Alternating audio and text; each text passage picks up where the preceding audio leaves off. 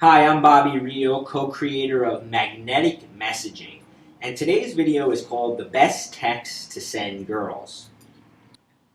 So, targeting emotions in text. What I want to do first is I want to change the way you think about sending text messages. And the massive reframe I want to instill in you is to switch from thinking, what should I write, to what emotion do I want to create in her? What's interesting is that when you make this mental switch, it suddenly becomes a lot easier to craft the perfect message.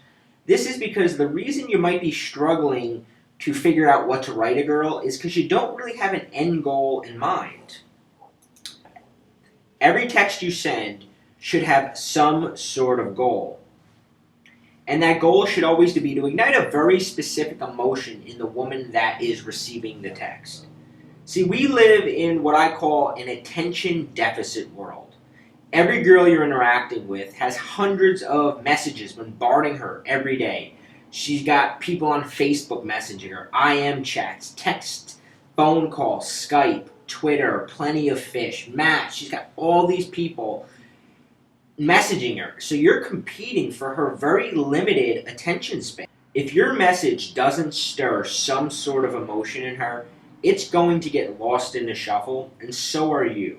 On the other hand, when you learn how to use text to constantly trigger emotions in a woman, she can get emotionally addicted to you.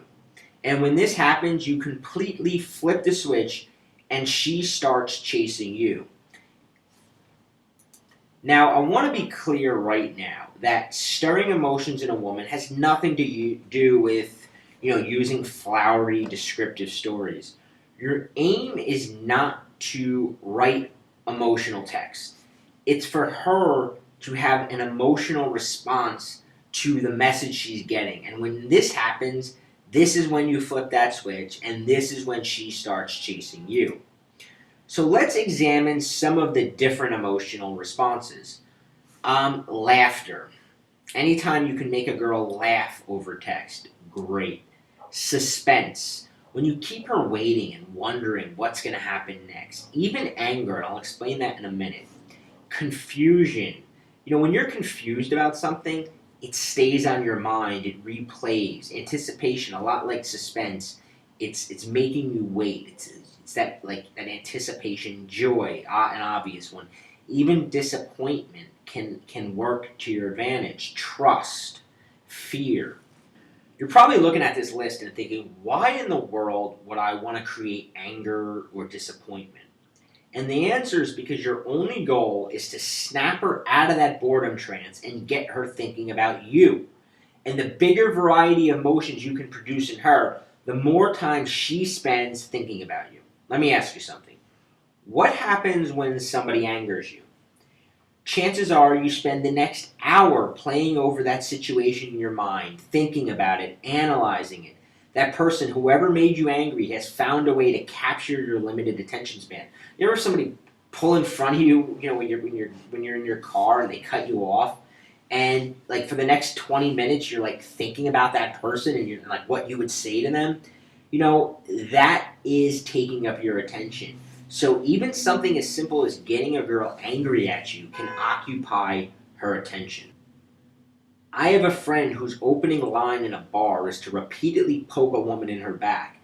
Now this usually pisses her off, and when she turns to face him, she's extremely angry.